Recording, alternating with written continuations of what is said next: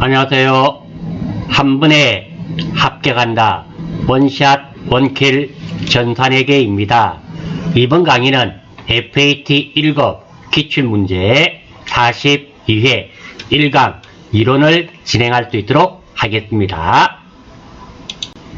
자, 이론 문제를 풀기 전에 이론 문제를 풀이하실 때는 꼭 실기 화면의 계정 과목 및 주교 등록 화면을 실행시켜 두고 확신이 들지 않는 계정 과목이 나올 때 확인하시고 풀이하면 최소 두세 문제는 맞추실 수 있습니다. 자, 그래서 실기 화면입니다. 실기 화면의 여기에서 계정 과목 및 주교 등록입니다.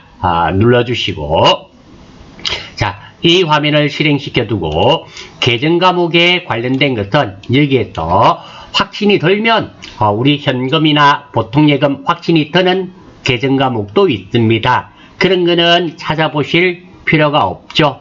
그런데 확신이 들지 않는 것은 컨트롤 F를 이용하셔서 찾아보시고 답을 선택하시면 많이 맞추실 수 있습니다. 자, 1번부터 한번 보겠습니다. 다음의 재무제표 보고 양식에 관한 설명 중 옳지 않은 대답을 하고 있는 사람은, 자, 재무제표죠. 우리 재무제표에는 5가지가 있습니다. 자, 제가 정리를 해 두었는데요. 한번 보겠습니다.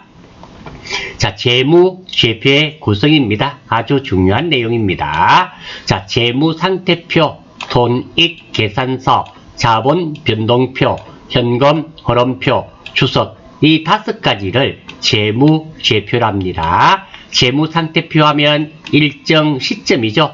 일정 시점, 재무상태를 나타내기 위한 재무상태 보고서가 되고요. 손익계산서 하면 2가지 단어죠. 첫 번째가 일정 기간, 그리고 경영성과를 나타내는 보고서가 되고요. 자본변동표는 말 그대로 자본변동 보고서, 자본의 변동을 표시하는 보고서, 현금 흐름표니까 현금 유입과 유출을 나타내는 회계 보고서가 됩니다.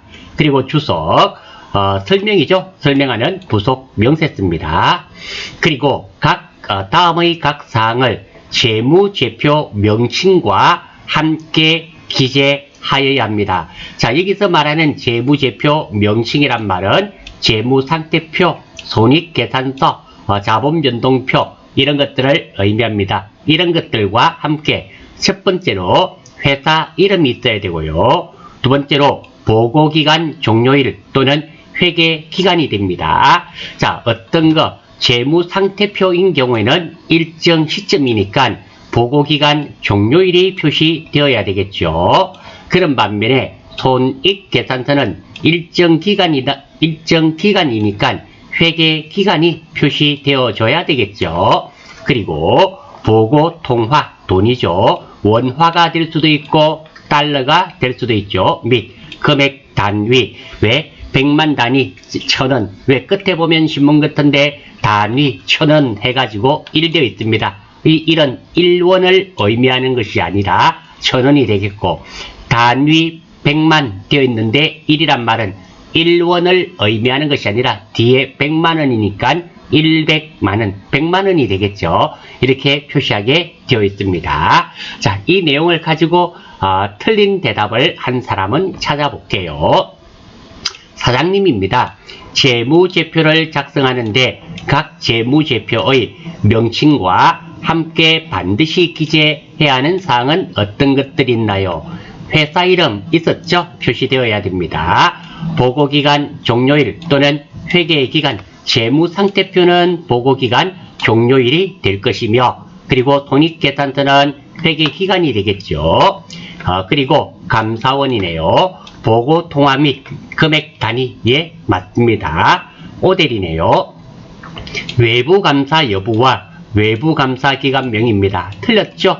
따라서 오대리가 틀렸네요. 정답은 3번이 되겠습니다. 자, 이 문제는 자주로는 출제가 되지 않는데요. 지금 물어본 문제는 이 부분을 물어봤고요. 주로 이 부분을 많이 물어보게 됩니다. 아무튼 함께 잘 기억해 주시면 좋겠습니다. 자, 2번 한번 볼게요. 2번.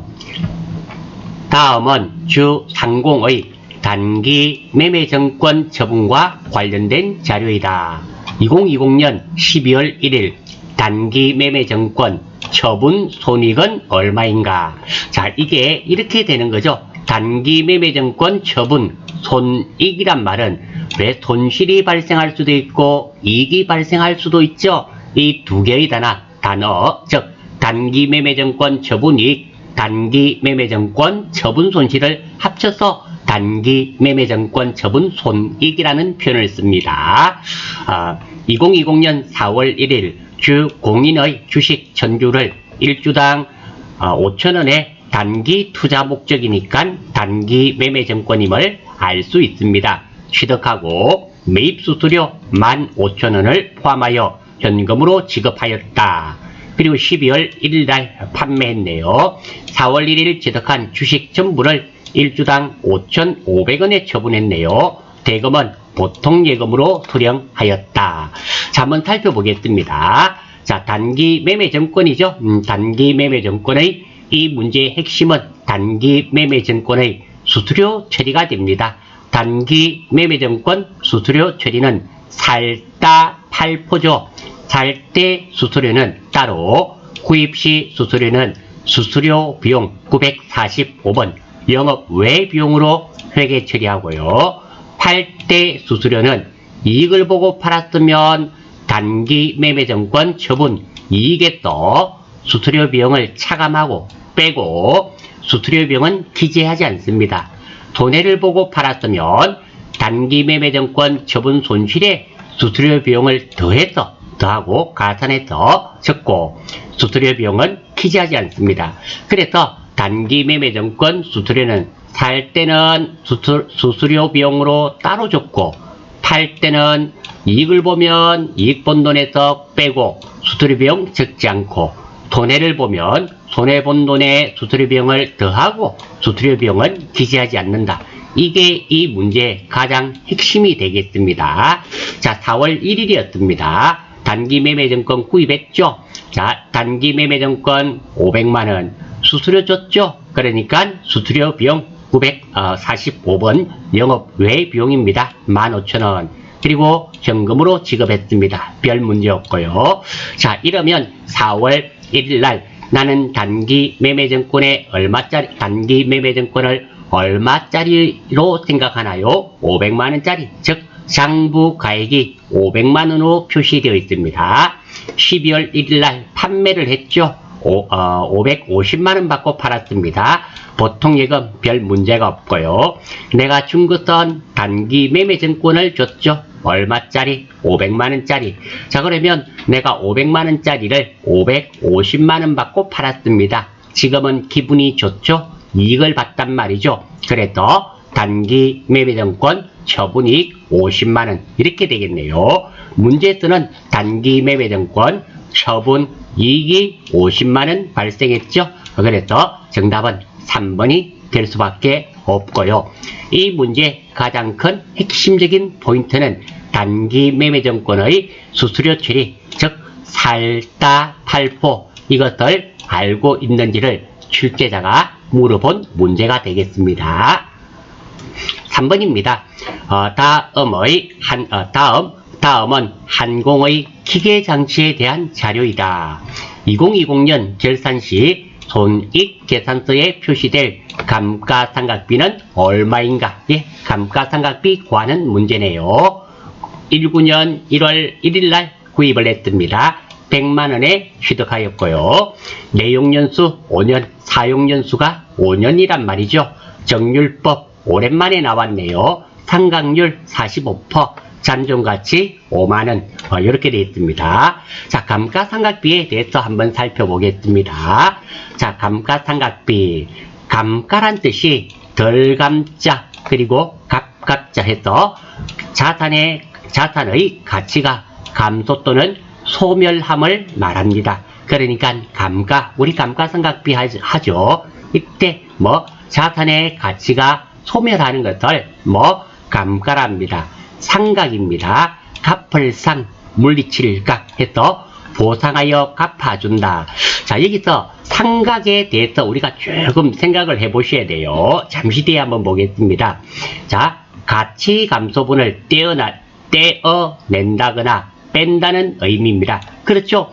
여러분들이 알고 있는 감가상각비는 가치가 떨어진 만큼 자산에서 그 가치를 떼어낸다라고 생각하고 있습니다. 예, 맞습니다. 틀린 말 아닙니다. 하지만 또는 가치 상승분을 가산하거나 더한다는 의미도 있다라는 거예요.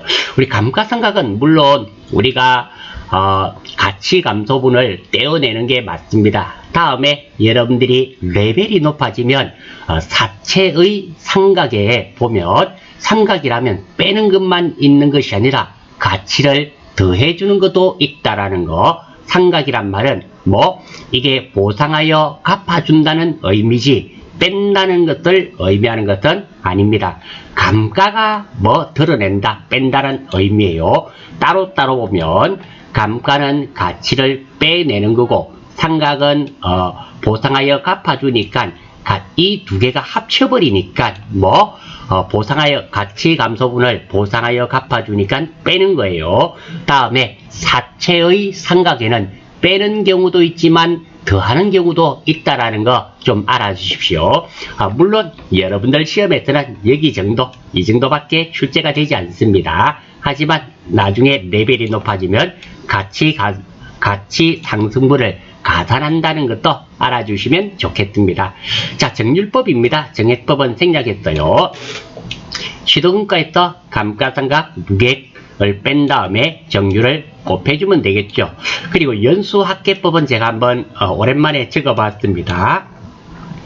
위에 시도금가 마이너스 잔존과액, 여기까지는 정액법과 같죠. 그리고 연수의 합계분의 연수의 역순, 그러니까 5년이라면 이 연수의 합계는 1에서 5까지 더하면 15가 되겠죠. 그래서 첫째는 1년 차에는 이게 5, 2년 차에는 4, 3년 차에는 3, 2, 1 이렇게 나누어지는 겁니다. 아마 연수합계법은 우리 시험에는 잘 출제가 안 되리라 생각됩니다. 제가 본 적도 거의 없고요. FAT 1급 기준입니다. 자, 아무튼 정률법입니다. 문제가 19년 1월 1일 기계장치 100만원에 취득했고요. 내용이었습니다. 자, 이 공식에 대입해서 풀어보겠습니다. 19년 12월 31일입니다. 취득원가 100만원. 첫째는 1년 차에는 감가상각 누객이 없죠? 없습니다. 그랬더니 정률 0.45, 45%입니다. 그랬더니 45만원의 감가상각비가 되고, 그리고 감가상각 누계액도 45만원이 됩니다. 두 번째, 2020년 12월 31일입니다. 취득원가 변함이 없죠? 100만원. 이제는 감가상각 누계액이 45만원이 되겠죠. 왜? 19년 12월 31일 날 이만큼 발생을 했고, 이거를 더하면 45만원이 됩니다. 곱하기 정률, 정해진 율이 정해졌다고 정률법이라 그러죠. 계산해보면 24만 7,500원이 됩니다. 자, 이거는 제가 계산을 해보았습니다. 여러분들도 계산기로 계산해 보시면 돼요. 따라서 정답은 24만 7,500원인 3번이 되며 정률법 오랜만에 나왔습니다. 이 공식 우리가 정액법, 정률법, 사실은 연수합계법 공식 정도까지는 알아주셔야 되는 겁니다. 자, 이 문제는 이렇게 정리하고 넘어가겠습니다. 4번입니다. 다음 중 무형자산에 대한 설명으로 옳은 것은 완전히 단골 손님 아닙니까? 이거 단골 손님으로 출제되는 거죠. 자, 한번 볼게요. 유형자산, 무형자산. 유형자산은 눈에 보여야 되죠. 즉, 물리적 형체가 있단 말입니다. 두 번째, 내 것이어야 됩니다. 즉, 기업이 통제하고 있다라는 의미가 되고, 세 번째, 영업활동이나 생산활동에 사용되어야 됩니다. 그리고 무형자산인 경우는 눈에 안 보여야 되겠죠. 그리고 기업이 통제하고 있고 영업활동이나 생산활동에 사용이 되면 무형자산이 되겠습니다. 자, 무형자산이 주로 많이 나옵니다. 특징들이 있거든요. 내부적으로 창출한 영업권, 영업할 수 있는 권리는 무형자산으로 인식하지 않는다. 즉, 무형자산으로 쳐주지 않는단 말입니다. 돈을 지급하고 구입한 영업권만 무형자산으로 인식합니다. 무형자산의 최대 상각기간은 20년을 초과할 수 없습니다. 무형자산 후 상각 후 잔존가치는 0원입니다. 다 상각이 되면 잔존가치가 없는 것으로 합니다. 무형자산의 상각 방법은 합리적이고 체계적인 방법이 있다면 해당 상각 방법을 선택하고 없을 경우에는 정액법을 사용합니다. 그래서 이 부분이 잘 출제가 되는데요. 합리적이고 체계적인 방법이 있으면 그 방법을 선택하되 그런 거 선택하기가 애매한 경우가 있습니다. 그때는 정액법이 맞습니다. 따라서 이 무형자산은 정액법으로만 감가상각을 한다란 말은 틀린 겁니다. 없을 때 정액법, 정률법, 연수학계법, 생산량 비례법 등 이런 감가상각 방법이 있습니다. 이 중에 합리적인 방법이 있으면 그 방법을 하고 없었을 때 정액법을 원칙으로 한다. 이런 말입니다. 그리고 연구 단계와 개발 단계로 구분할 수 없는 경우의 지출은 모두 연구 단계에서 발생한 것으로 봅니다. 자, 이게 왜 이런 말이 있는가 하면 개발 단계에서 들어간 돈은 개발비입니다. 하지만 연구 단계에서 들어간 거 구분이 안 될 경우에는 연구 단계에 들어간 것은 모두 연구 단계에서 발생한 것으로 본다. 이 말이 혹시 개정 과목 중에서 경상 연구 개발비 있죠? 판매비와 관리비입니다. 비용으로 처리한다. 이런 의미가 됩니다. 자, 이 내용을 정리를 했고요. 맞는 것 찾는 거네요. 정률법으로 상각할 수도 있다. 있죠. 정률법이 합리적이고 체계적인 방법이라면 정률법을 채택하면 됩니다. 예, 맞습니다. 물리적 형체가 없는 판매용 자산은 무형자산으로 분류한다. 자, 판매용 자산, 상품을 말하는 거죠. 상품은 무형자산이 아니라 재고자산이죠. 그래서 2번 틀렸습니다. 3번, 소프트웨어를 구입하는데 지출한 금액은 개발비로 분류한다. 아니죠. 개발에 소요된 비용이 개발비가 되며 소프트웨어를 구입하는데 지출은 소프트웨어라는 개정 과목이 따로 있죠. 그래서 틀렸습니다. 4번, 내부적으로 창출한 영업권은 무형자산이 아니죠. 조금 전에도 나왔죠. 내부 창출 영업권은 무형자산으로 인식하지 않고 돈을 지급하고 구입한 영업권만 무형자산으로 인식을 합니다. 그래서 4번의 정답은 1번이 되겠습니다.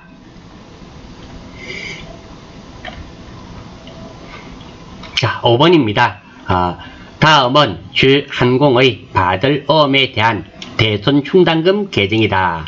결산일 현재 100만원의 받을 어음에 대하여 3%네요. 주로 우리 1%가 많이 나왔는데요. 이런 퍼센트 놓치시면 안 됩니다.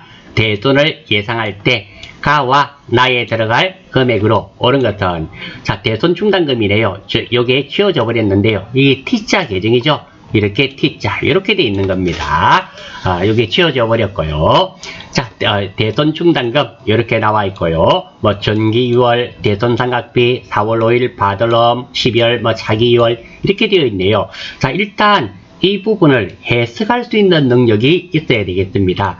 자, T자 계정인데요. 이 T자 계정 왜 이렇게 T자처럼 생겼다고 T자 계정을 해석할 수 있는 능력을 먼저 기르겠습니다.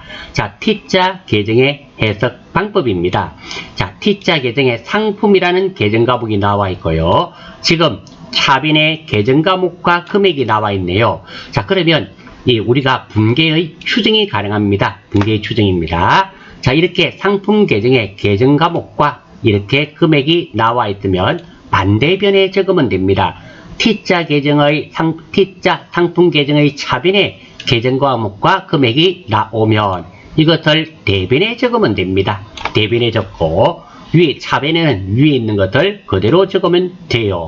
그러면 차변은 상품 40만원, 대변은 현금 40만원이 되겠죠. 그러니까 거래 추정이 가능합니다. 이 내용은 상품 40만원을 현금으로 매입한 내용이 됩니다. 자, 두 번째 보통예금이네요. 보겠습니다. 자, 날짜가 빠른 것부터 한번 해봐요. 4월 25일 날 차변에 외상매출금 5만원이 되어 있네요. 그러면 이것들 반대변에 적어주면 되겠죠. 그리고 차변에는 위에 있는 보통예금을 적습니다. 그러니까 보통예금에 5만원이 들어왔는데 대변이 외상매출금이니까 외상매출금 5만원을 받은 거래 내용이 됩니다. 자, 다음 또 볼게요. 4월 30일 겁니다. 자, 외상 매입금 2만원이 되어 있네요. 대변에 나와 있으니까 이것을 어느 변에 차변에 이렇게 적어주면 됩니다. 그리고 상대변에는 위에 있는 보통예금을 적어주면 되는 거예요. 따라서 이 내용은 외상매입금을 보통예금으로 지급한 내용임을 알 수 있습니다. 이렇게 T자 계정을 해석할 수 있는 능력이 있어야 되겠어요. 자, 이것도 한번 볼게요. 날짜 순으로 전기 2월, 그 다음에 받을 그리고 차기율이 제일 마지막 세 번째로 이거, 네 번째로 이렇게 한번 살펴보겠습니다. 출발할게요. 자, T자 계정의 해석과 대손 충당금이라는 제목을 가지고 한번 해보겠습니다. 1월 1일 대변에 있었죠. 전기의 대손 충당금 2만원이 단기로 예열되어 왔습니다. 즉 대손 충당금이 있었는데요. 작년에 대손 충당금 2만원이 올해 넘어왔습니다. 자, 4월 25일 날 차변에 우리 받을음이 있었죠. 받을음이 차변에 있으니까 대변에 받을음 위에 반대편에는 무엇이 된다? 대손 충당금이 됩니다. 물론 돈은 8,000원입니다.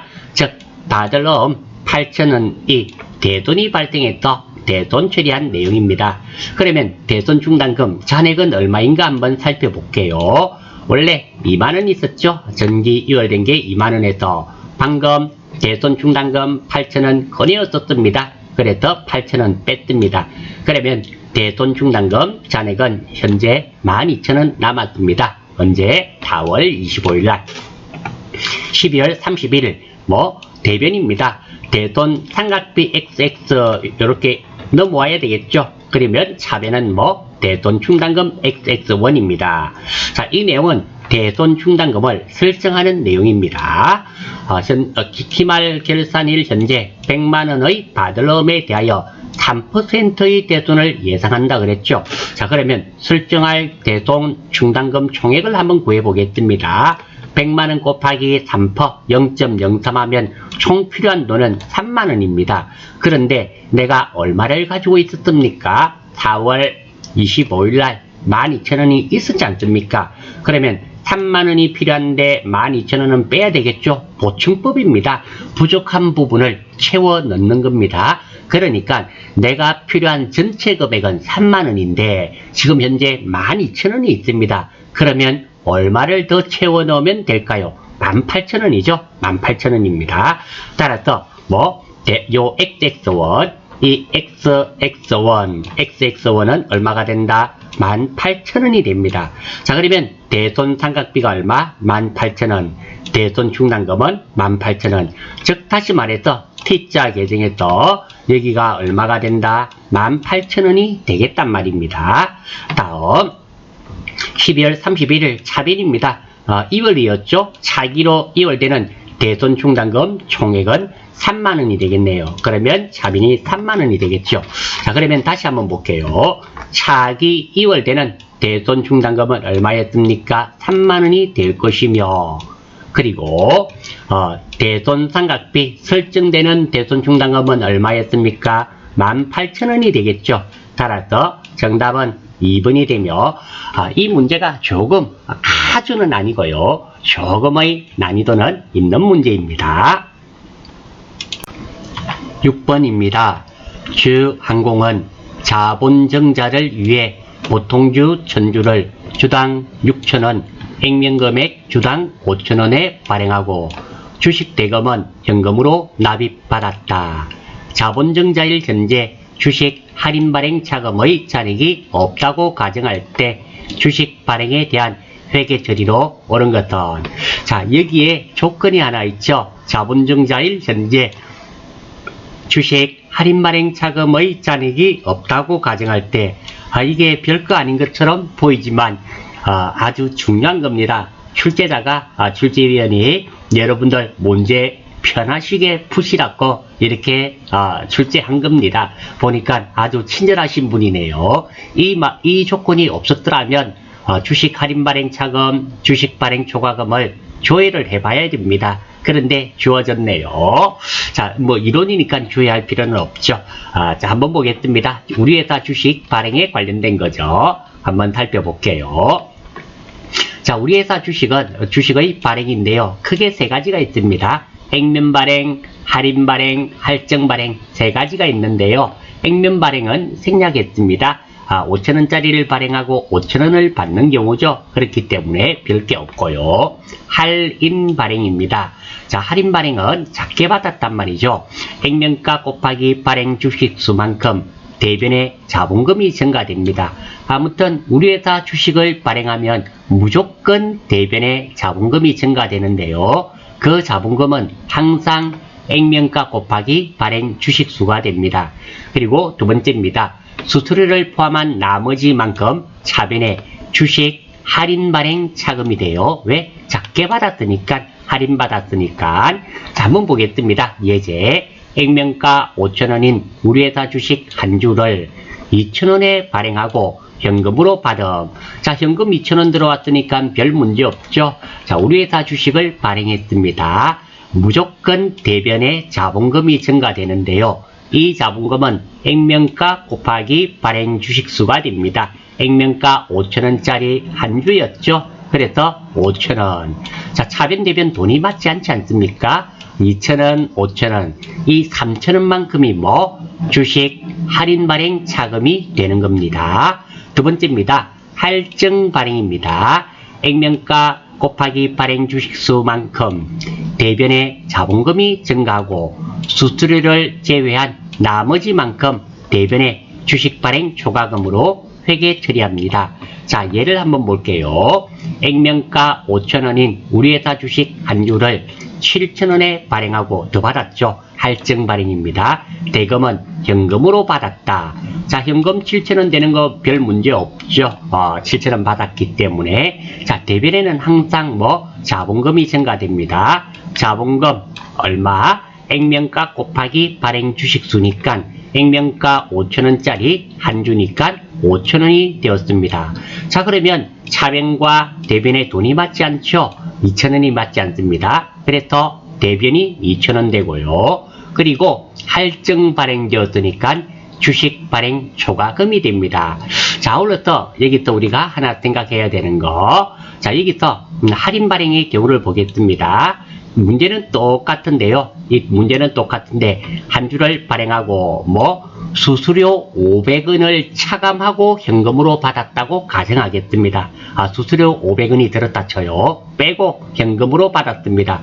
대변의 자본금 5,000원 별 문제 없겠죠. 차변의 현금은 얼마 들었을까요? 1,500원이 들어왔겠죠. 그러면 주식 할인 발행 차금이 3,500원이 된다라는 겁니다. 즉 수수료가 더해져서 손실을 입은 게 됩니다. 자, 여기도 마찬가지입니다. 문제는 동일합니다. 5,000원인 우리 회사 주식 한 주를 7,000원에 발행하고 수수료 500원을 차감한 금액이 현금으로 받았다. 이렇게 하면 자, 현금은 6,500원이 들어왔겠죠. 물론 자본금도 5,000원 똑같습니다. 이때 주식 발행 초과금이 2,000원이 아니라 1,500원입니다.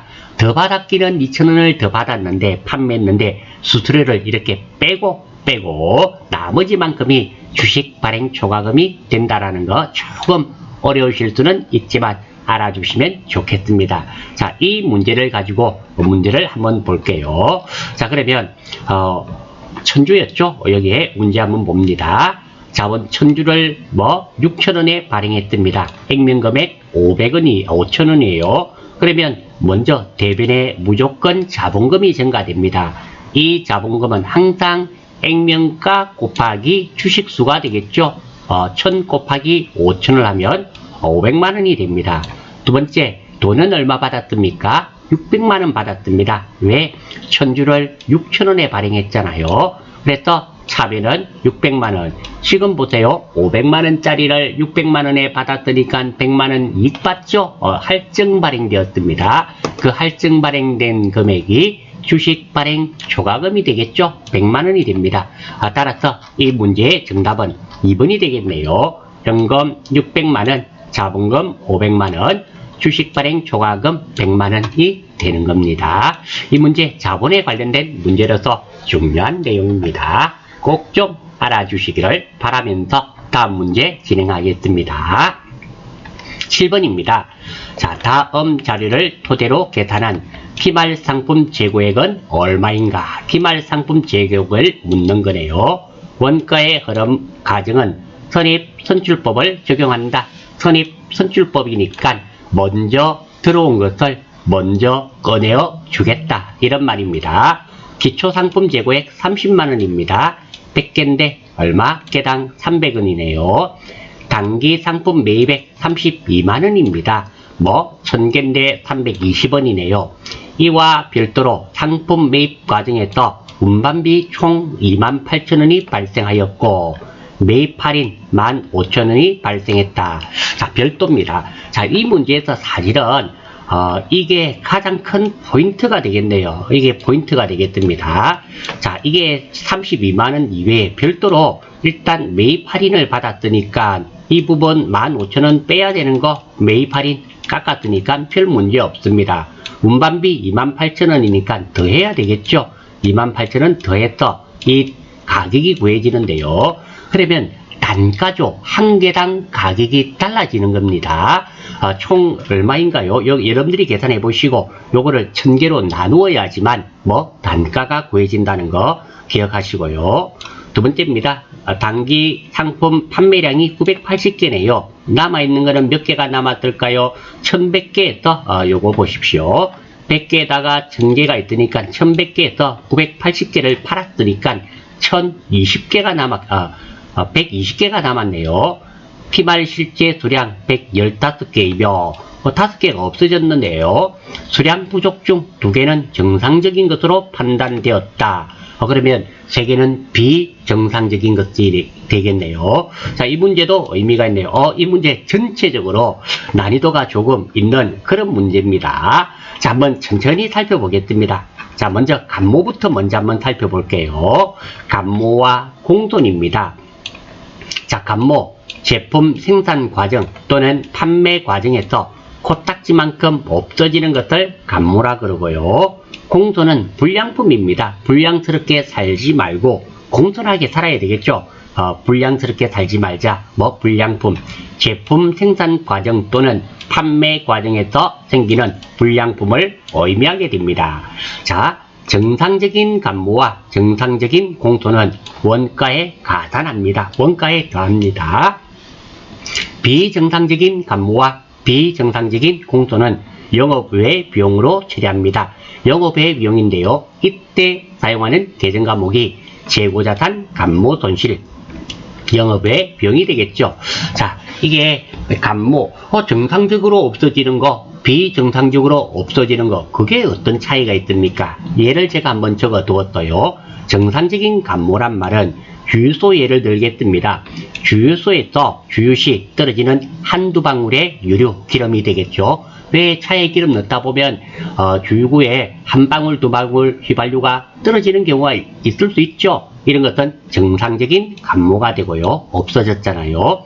비정상적인 감모란 말은 주유소에서 주유원의 실수로 주유구에 넣지 않고 바닥에 흘리는 경우 잠시 딴 생각하다가 주유구 말고 다른 데 넣고 쏘아버렸어요. 그럼 일정 부분 쏟아지겠죠. 그게 비정상적인 감모가 되는 겁니다. 그리고 얘입니다. 피말 재고 조사 결과 제품 10만원이 비정상 감모로 확인되었다 하면 비정상이니까 영업외 비용이죠. 이때 사용하는 것이 재고자산 감모 손실 10만원. 그리고 없어진 것은 상품이 되겠죠. 상품, 제품이라 했는데 제품, 상품 관계없습니다. 10만원. 이때 대변에 이렇게 금액, 계정 과목과 금액을 적고 반드시 적요 번호 8번. 8번이 타 계정으로 대책입니다. 자, 이렇게 감모, 문제에서 감모가 나왔는데요. 공돈도 같은 개념입니다. 코딱지만큼 없어지는 거, 공돈은 불량품, 같은 개념입니다. 물론 내용은 다르지만 개념 자체가 전체적으로 같습니다. 이거 알아주시고요. 자, 이런 다음에 이제 문제 구할 수 있습니다. 첫 번째, 기초상품 재고액이 얼마였습니까? 30만 원이었나요? 자, 한번 볼까요? 잘못한가 싶어서요. 3만 원이, 3만 원이 맞나요? 1000, 맞네요. 3만 원, 예, 3만 원이 되었고요. 자, 다음입니다. 자, 죄송해요. 여기 30만 원 그때서 이렇게 곱해니까. 자, 단기 상품 매입액입니다. 32만 원, 1000개, 320원인데요. 자, 한번 봅니다. 자, 이와 별도로 상품 매입 과정에서 운반비가 28,000원 발생했고, 매입 할인 15,000원이 발생했습니다. 그러면 단기 상품 매입액 총액을 구해야 됩니다. 자, 순매입액을 구하는데요. 32만원에서 운반비 28,000원 더하고 매입 할인 15,000원 빼야 되겠죠. 그러면 단기 순매입액은 33만원이 됩니다. 그런데 단가 한 개당 가격을 구해야 되겠죠. 33만원 나누기 1000개, 한 개당 334문이 되는 겁니다. 자, 어떻게 보면 제가 볼 때는 이 문제에서 출제자는 이 단가를 구할 수 있는 능력이 있는지 없는지 이것을 물어본 문제입니다. 자, 단기 상품 판매량이 있네요. 자, 단기 상품 판매량이 980개네요. 이 중에서 총 1100개에서 980개를 팔았으면 120개가 남아야 됩니다. 기말 상품 실제 수량은 115개이며 수량 부족 중 2개는 정상적인 것으로 판단됩니다. 자, 기말 재고수는 한번 구해볼게요. 1100개에서 980개를 팔았기 때문에 120개이어야 됩니다. 그런데 5개가 모자라죠. 정상적인 감모 2개는 원가에 가산합니다. 비정상적인 감모 3개는 영업외 비용으로, 즉 3개는 영업외 비용으로 재고자산 감모 손실로 처리하고요. 2개는 정상적이기 때문에 원가에 가산을 해버립니다. 사실 지금 이 5개는 우리 계산과는 남아있는 것과는 아무런 상관이 없습니다. 왜? 일단 비정상적인 거 3개는 무엇으로 처리했습니까? 영업외 비용으로 처리해버렸습니다. 우리가 구하는 것은 기말 상품 재고액을 구하는 겁니다. 정상적인 감모 2개는 원가에 가산합니다. 그렇기 때문에 남아있는 것과는 아무런 관련이 없다라는 거예요. 그러면 기말 상품 재고액은 115개 곱하기 334원을 해서 38,295원이 되는 정답은 조금 이따가 보고요.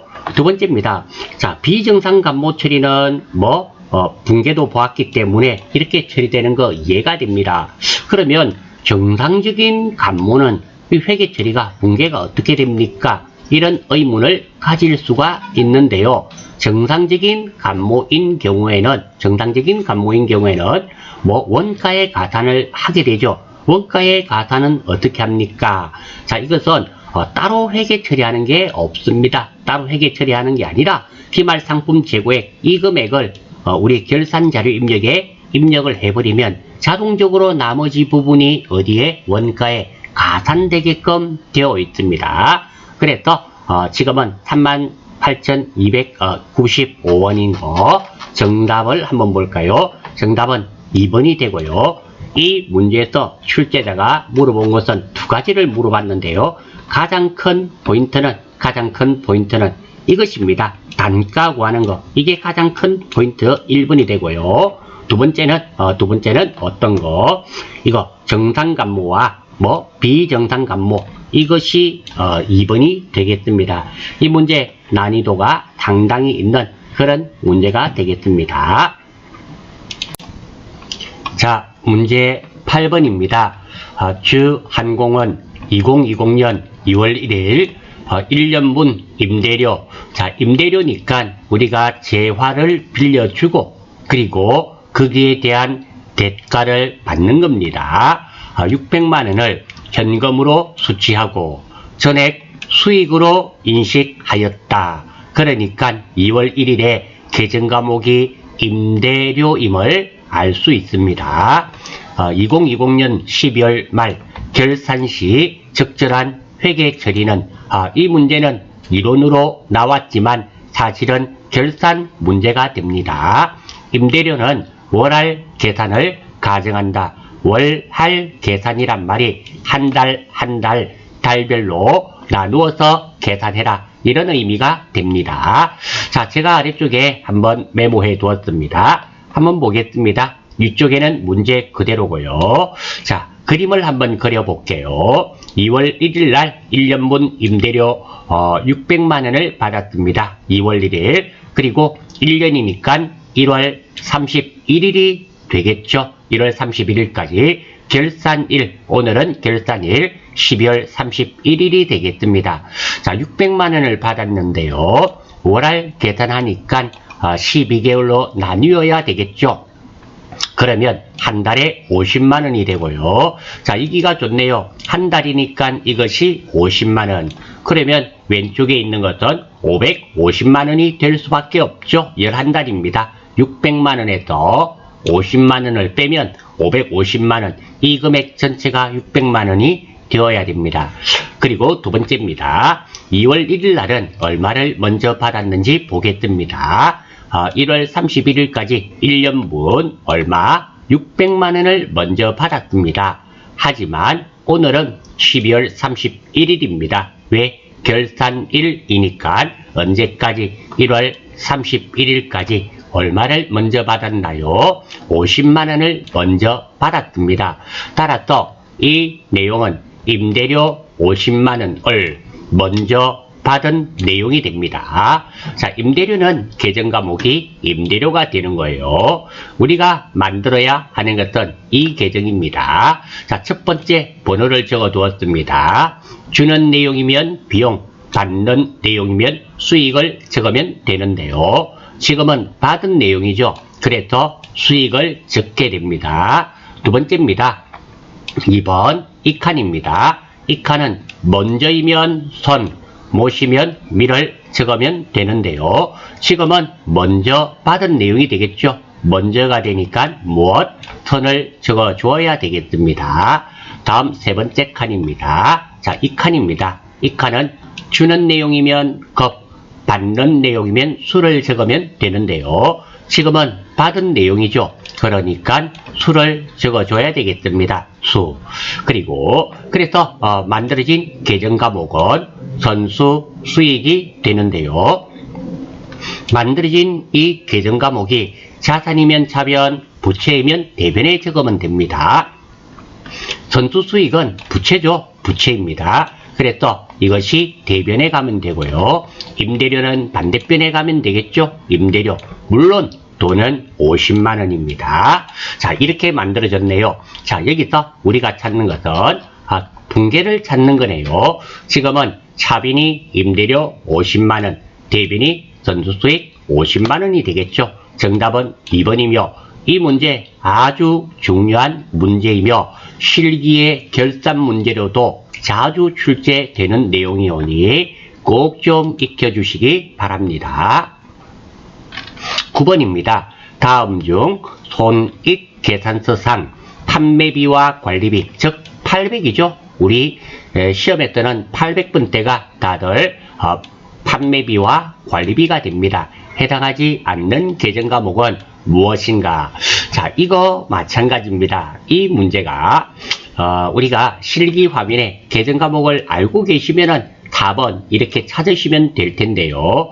혹시 놓치시면은 계정 과목 및 주교 등록에서 컨트롤 F를 이용하면 쉽게 찾으실 수가 있는 그런 문제가 됩니다. 자, 요거 두 개만 한번 찾아볼게요. 자, 우리 실기 화면의 계정 과목 및 주교 등록에서 컨트롤 F. 자, 먼저 경상연구개발비, 경상연구. 한 요렇게 서너 자만 치면 됩니다. 경상연구, 요 정도만 치고요. 찾기. 없네요. 거꾸로 쳤네요. 구상이. 경상연구 엔터. 자, 그랬더니 여기 한번 보십시오. 500번대는 우리가 안 쓰죠? 안 씁니다. 찾기 700번대도 안 써요. 823번에 경상연구개발비, 이게 판매비와 관리비가 됩니다. 그래서 3번은 맞고요. 기타의 대손상각비입니다. 자, 이것도 기타의까지, 기타의, 그리고 엔터. 자, 여기 나왔네요. 934번 기타의 대손상각비. 900번대는 판매비와 관리비가 아닙니다. 영업 외 비용이 되겠죠? 영업 외 비용이 되고요. 자, 여기에 기타에 한번 보겠습니다. 지금 934번인데요. 934번은 어디 있나요? 여기 있죠? 931부터 960번 사이는 영업 외 비용입니다. 이렇게 쉽게 찾으실 수 있는 문제입니다. 따라서 9번 문제를 틀리신 분은 사실은 반성을 하셔야 됩니다. 이렇게 이런 문제 풀기 전에 제가 실기 화면의 계정 과목 및 적요 등록을 실행시켜 두고, 그리고 자신이 없을 때는 찾아보면은 다 찾을 수 있다라고 말씀을 분명히 드렸습니다. 혹시 놓치신 분은 다음에는 틀리지 않아야지 하시고 꼭 좀 메모를 부탁드립니다. 10번 한번 보겠습니다. 다음 계정 과목 중 수익의 이연과 관련이 있는 계정 과목으로 옳은 것은, 자, 수익은 돈 받는 겁니다. 이연이란 말은 내년까지 연결되어 있는 거. 자, 한번 볼게요. 주는 내용은 비용입니다. 받는 내용은 수익이 되는 거예요. 지금은 수익의 이연이니까 받는 내용이 되겠죠. 그리고 먼저는 이연, 못은 예상입니다. 예상입니다. 즉 먼저 주거나 먼저 받는 거 이연입니다. 못 주거나 못 받는 것은 예상이에요. 그러니까 선급, 선수 이런 것은 이연이 되고요. 그리고 미지급 이런 것들은 예상이 된다라는 거죠. 자, 그래서 한번 볼게요. 네 가지가 있는데요. 먼저 줬답니다. 내년 거를 먼저 준 거겠죠. 주는 거니까 비용이고 내년이니까 이연. 그래서 비용의 이연이 되며 계정 과목이 먼저 준 비용, 선급 비용이 되고요. 먼저 받았답니다. 먼저니까 이연이 됩니다. 받는 거니까 수익이죠. 그래서 수익의 이연이 되며 선수 수익이 됩니다. 그리고 못 줬다 예상입니다. 주는 거니까 비용. 그래서 비용의 예상. 계정 과목은 미지급 비용이 될 것이며 못 예상입니다. 받는 거니까 수익. 합치니까 수익의 예상. 미수 수익이 되겠죠.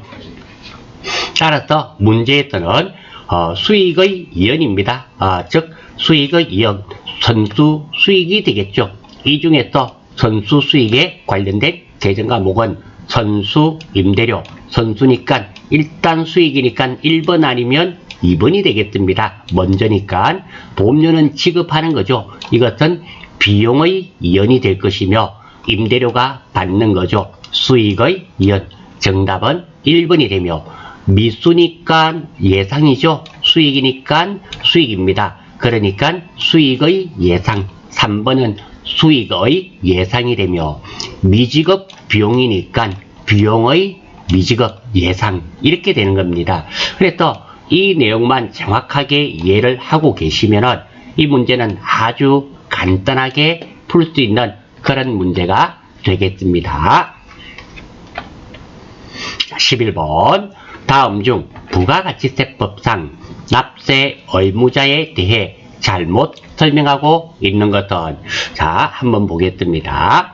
자, 첫 번째 자주 출제되는 부가가치세법인데요. 자, 부가세법이 자주 출제가 됩니다. 여러분들 시험에도 몇 문제 출제가 되죠. 한번 볼게요. 세금 계산서는 원칙적으로 재화 또는 용역의 공급 시기에 발급하여야 합니다. 그러니까 물건을 사고 팔고 용역이 제공되고 할 때 그때 발급되어야 된다. 이런 의미가 되고, 세금 계산서는 일정한 경우에는 재화 또는 용역의 공급 시기 전에도 세금 계산서를 발급할 수 있습니다. 그러니까 세금 계산서를 조금 빨리 발급할 수도 있단 말입니다. 월 합계 세금 계산서는 예외적으로 재화 또는 용역의 공급일이 속하는 달의 다음 달 10일까지 세금 계산서를 발급할 수 있습니다. 말이 길고 어려워 보이죠? 자, 내용을 이해하면 참 쉽게 이해가 됩니다. 월 합계 세금 계산서는 어떤 거냐면 내가 A라는 거래처와 하루에도 몇 건씩 재화를 공급하고 공급받습니다. 그러면 우리 회사도 그렇고 상대방 회사도 그렇고 세금 계산이 하루에도 몇 번씩 수발이 됩니다. 발급도 되고 받기도 하고 이러면 참 업무가 가중이 됩니다. 그래서 A 업체와 약정을 맺습니다. A 업체님, 우리 서로 세금 계산서 한 달에 한 번만 발행, 모아서 한 번만 발행해요. 그러면 A 업체도 쉽고 편하고 우리 업체도 좀 쉽지 않습니까? 약정을 맺었습니다. 그러면 1일부터 말일까지를 한 건의 거래로 해서 다음 달 10일까지 세금 계산서를 발행을 하면 된다. 그런 의미가 됩니다. 그러니까 거래가 빈번히 아주 자주 있는 그런 업체와 약정을 맺은 다음에 월 합계입니다. 한 달에 한 번만 발행하는데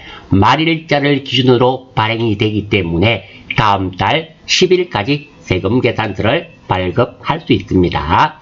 법인 사업자는 전자세금 계산서를 의무적으로 발행하여야 합니다. 즉 종이 세금 계산서를 발행하게 되면 가산세를 물어야 된단 말입니다.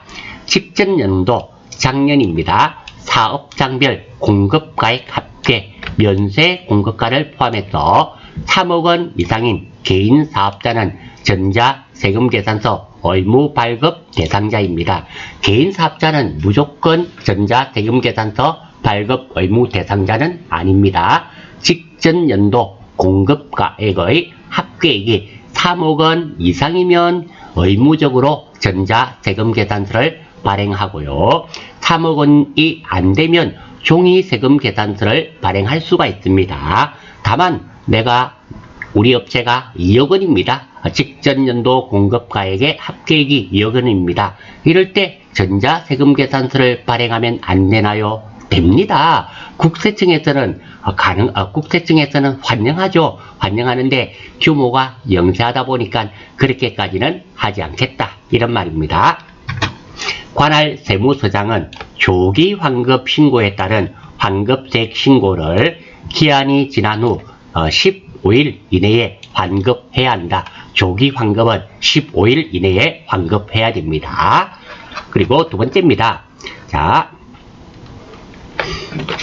전자세금 계산서는 발급일의 다음 날까지 전자세금 계산서 발급 명세를 국세청장에게 전송하여야 합니다. 자, 우리 FAT 시험은 이것도 나오죠. 어떤 거래 명세서를 보고 거래처의 세금 계산서도 발행하고 그리고 국세청에 전송하는 이런 문제도 실무에 출제가 됩니다. 그러니까 거래처에 발행을 하고 그리고 다음 날까지 국세청장에게 전자세금 계산서 발급 명세를 전송을 해야 된다. 이런 말입니다. 대손금은 왜 돈 떼인 거 있잖아요. 대손금은 과세 표준에 포함하였다가 대손세액으로 공제합니다. 그러니까 돈 떼였다고 부가세 안 내는 것이 아니라 일단은 부가세 납부했다가 대손세액 공제 신고서가 있어요. 작성해서 빼겠단 말입니다. 그 말 정도. 매출 애누리와 환입은 과세 표준에 포함하지 않습니다. 당연한 거죠. 내가 상품이나 제품을 팔았는데 하자가 있어서 깎아준 돈 있죠. 그것은 부가세 납부하지 않습니다. 즉 과세 표준에 포함하지 않습니다. 공급받는 자에게 도달하기 전에 멸실된 재화의 가액은 과세 표준에 포함되지 않습니다. 일반 과세자의 과세 표준은 공급가액의 금액으로 합니다. 그리고 지연 대가로 받는 연체 이자는 과세 표준에 포함하지 않고요. 납세 의무자입니다. 납세 의무자. 부가세법 제2조에 있는데요. 꼭 우리가 이렇게 법을 공부하니까 법관되는 것 같다, 그죠? 자, 영리를 목적으로 하는지 아닌지에 관계없이, 그러니까 우리 회사가 영리가 목적이든지 비영리든지 상관이 없단 말입니다. 사업상 독립적으로 재화 또는 용역을 공급하는 자가 된다. 개인, 법인, 국가, 지방자치단체와 지방자치단체 조합을 포함, 법인격이 없는 사단, 기타 단체가 포함됨. 그러니까 부가세는 누구나 다 납부해야 된다, 이런 말이 되겠습니다. 자, 문제 한번 볼게요. 이 중에서 어떤 거 찾아라 그랬나요? 틀린 사람 찾아라 그러네요. 재화를 수입하는 개인은 부가가치세를 납부할 의무가 있습니다. 예, 당연히 맞죠. 비영리법인은 납세 의무자가 될 수 없어. 세진이가 틀렸죠? 틀렸습니다. 왜? 영리 유무를 불구하고 다 납부해야 된다 그랬습니다. 맞는 것도 볼게요. 국가나 지방자치단체는 납세 의무자가 될 수 있어. 되죠? 예, 맞습니다. 간이 과세자도 부가가치세법상 납세 의무자야. 누구나 부가세 의무를 지고 있습니다. 예, 맞습니다. 따라서 정답은 2번 세진이가 틀렸습니다. 자, 12번입니다. 다음 중 부가가치세법상 세금 계산서 의무 발급 의무 면제 대상이 아닌 것은, 자, 세금 계산서 발급 의무 면제 대상이 있습니다. 그러니까 여기서부터 이 업종에 해당하는 것은 업종들은 세금 계산서를 발급할 의무가 없다라는 겁니다. 택시 운송, 여러분들 택시 타고 세금 계산서 받아보신 적 없죠? 물론 개인은 받아도 소용이 없죠. 큰 의미가 없기 때문에. 그리고 노점 또는 행상을 하는 자, 노점하는 사람한테 세금 계산서 꺼내주세요. 그것도 좀 이상하죠. 그리고 무인 자동 판매기를 이용하여 재화 또는 용역을 공급하는 자, 소매업 또는 미용, 목욕탕, 그리고 유사 서비스업을 영위하는 자, 그리고 간주 공급에 해당하는 재화, 직매장은 제외입니다. 자, 여기에 간주 공급이라고 있는데요. 간주 했다 치고 팔았다 치고에 해당하는 재화인 경우는 세금 계산서 의무 발급 면제 대상이 됩니다. 영세율 적용 대상 재화 또는 용역, 그리고 국내 사업장이 없는 비구조자 또는 외국 법인에게 공급하는 재화와 용역, 부동산 임대 용역 중 간주 임대료, 그러니까 간주 임대료가 어떤 거냐면 우리 전세 받는 경우 있잖아요. 전세를 받게 되면 달세를 안 받죠. 물론 반반도 있지만 여기서 말하는 간주 임대료는 전세를 받은 겁니다. 자, 전세를 받게 되면 문제가 있어요. 보증금을 10억을 받았다 쳐요.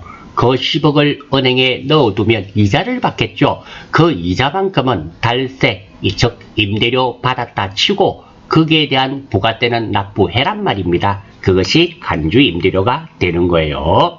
신용카드 매출 전표 등을 교부한 경우, 이런 경우는 세금 계산서 발급 의무가 면제가 됩니다. 그래서 자, 아닌 것 찾는 거네요. 즉 아닌 것이란 말은 세금 계산서를 교부해야 되는 겁니다. 첫 번째, 택시 운송 사업자가 공급하는 용역, 맞죠? 노점을 하는 사람이 공급하는 재화, 예, 맞습니다. 무인 자동 판매기를 통해 공급하는 재화, 이것도 면제됩니다. 내국 신용장에 의하여 공급하는 재화, 이게 영세잖아요. 이 4번은 영세율 세금 계산서를 발행을 해야 됩니다. 그래서 정답은 4번이 되겠습니다. 13번, 다음 중 부가가치세가 면세되는 재화는, 자, 면세 물품을 찾는 거네요. 면세 업종을 보겠습니다. 미가공 식료품, 농, 축수, 임산물, 수돗물, 그리고 의료 보건 용역, 그리고 교육 용역, 도서, 대여를 포함합니다. 빌려주는 거, 그리고 신문, 잡지, 그리고 도서관, 박물관, 그리고 토지 매매는 면세입니다. 건물은 아닙니다. 땅을 사고 팔고 하는 것은 면세요. 그리고 우표라든지 종교, 이런 것들이 다들 면세 업종입니다. 자, 요 중에 보니까 딱 보이는 거 있네요. 상추 있죠? 상추는 가공되지 아니한 농산물이잖아요. 이것은 그 자체가 면세가 됩니다. 따라서 이 문제의 정답은 3번이 되겠습니다. 14번 다음 자료를 토대로 주한공 과자 제조업이네요. 2020년 2기 예정신고 시 부가가치세 과세 표준을 계산하면 얼마인가? 단 주어진 자료의 금액은 부가가치세가 포함되지 않은 금액이다. 자, 이것도 한번 볼게요. 부가가치세 법이 있죠? 법이 있습니다. 자, 재화의 공급으로 보지 않는 것. 재화의 공급으로 보지 않는단 말은 부가세를 납부하지 않습니다. 담보로 제공된 것, 재화의 공급으로 보지 않습니다. 사업의 포괄량도, 이것도 재화의 공급으로 보지 않아요. 조세, 물납, 상품권의 공급, 그리고 전답이죠. 밭의 임대, 민사집행법, 국세징수법에 의한 강제 공매 또는 경매 물건, 이런 것들은 재화의 공급으로 보지 않습니다. 즉 부가세를 납부하지 않습니다. 그리고 부가세 신고 납부 기한입니다. 다음 달 25일까지, 즉 1기 예정신고는 1월 1일부터 3월 31일까지죠. 그리고 4월 25일까지 신고 납부하면 됩니다. 1기 확정신고는 4월부터 6월 30일까지이며 다음 달 25일이니까 7월 25일까지 신고 납부하면 되고요. 2기 예정신고는 7월부터 9월 30일까지고 그리고 10월 25일까지 신고 납부하면 되며 2기 확정신고는 10월부터 12월 31일이니까 다음 연도 1월 25일까지 신고 납부하면 되겠습니다. 자, 여기서 부가세 과세 표준이네요. 부가세 납부해야 되는 금액을 찾으면 됩니다. 외상 판매액 대금 회수 약정일 2021년 2월 10일. 자, 외상으로 판매했다 하더라도 판매 시점에서 세금 계산서를 교부하고요. 팔린 거로 보는 겁니다. 돈은 물론 내년 2월 10일 날 받겠죠. 이거는 포함돼야 됩니다. 이건 안 되죠. 담보로 제공한 건물 가액, 담보로 제공된 것은 재화의 공급으로 보지 않습니다. 비상장 주식 대금의 양도 대금, 주식은 그 자체가 재화나 용역에 해당되지 않습니다. 그래서 이것도 안 되는 거예요. 그러면 과세 표준은 2천만 원인 답은 1번이 되겠습니다. 자, 마지막 문제네요. 15번. 자, 다음 중 부가가치세법상 전자세금 계산서에 대한 설명으로 옳은 거, 맞는 거 찾는 거네요. 자, 전자세금 계산서입니다. 자, 세금 계산서는 원칙적으로 재화 또는 용역의 공급 시기에 발급해야 됩니다. 그리고 세금 계산서는 요거 우리 보셨죠? 요거 조금 전에 한번 부가가치세법 1번이었습니다. 1번 나와 있었어요. 자, 한번 볼게요. 법인 사업자는 공급 가액과 관계없이 전자세금 계산서를 발급해야 된다. 예, 정답은 1번입니다. 법인 사업자는 의무 발급 업종이죠. 전자세금 계산서 의무 발급 업종입니다. 개인 사업자는 전자세금 계산서 발급 의무가 없다. 2번 틀렸습니다. 자, 공급 가액의 합계액이 직전 연도 공급 가액의 합계액이 3억 원 이상이면 전자세금 계산서를 발행을 해야 됩니다. 전자세금 계산서 발급일이 속하는 달의 말일까지 전자세금 계산서 발급 명세를, 이거 3번도 틀렸죠. 전자세금 계산서 발급 명세는 언제까지? 다음 날까지 전송해야 됩니다. 그래서 틀렸습니다. 전자세금 계산서 발급 명세를 전송한 경우에도 5년간 세금 계산서를 보관해야 함. 4번도 틀렸습니다. 전자세금 계산서를 발행을 하면 세금 계산서 보관 의무가 없습니다. 그래서 정답은 1번이네요. 자, 15번 문제는 앞에 했던 것과 어떻게 보면 중복된 문제입니다. 자, FAT 1급은 FAT 2급을 포함하고 있습니다. 요점 정리 파일을 제작하였습니다. 부족함이 많지만 필요하신 분은 영상 아래에 메일 주소를 남겨주시면 메일로 발송하겠습니다. 자, 제가 카페에 올려두었었는데요. 이 자료가 용량이 너무 커서 다음 카페에 올라가지를 않네요. 그래서 영상 아래에 메일 주소를 좀 적어주시면 제가 바로 발송할 수 있도록 하겠습니다. 자, 이름으로써 1강은 마치는 것으로 하겠습니다. 수고하셨습니다.